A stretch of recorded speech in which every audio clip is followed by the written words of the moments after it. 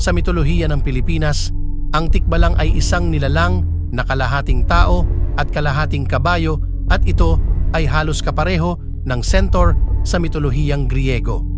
Pinaniniwalaan na ang isang tikbalang ay magtatakot sa mga manlalakbay o magliligaw sa kanila. Upang makalaya mula dito, kakailanganin ng nilalang ang nawawalang individual na ilabas ang kanyang damit. Karaniwang nangyayari ang mga karanasang ito sa mga rural at madilim na lugar at lalo na pagkatapos ng paglubog ng araw.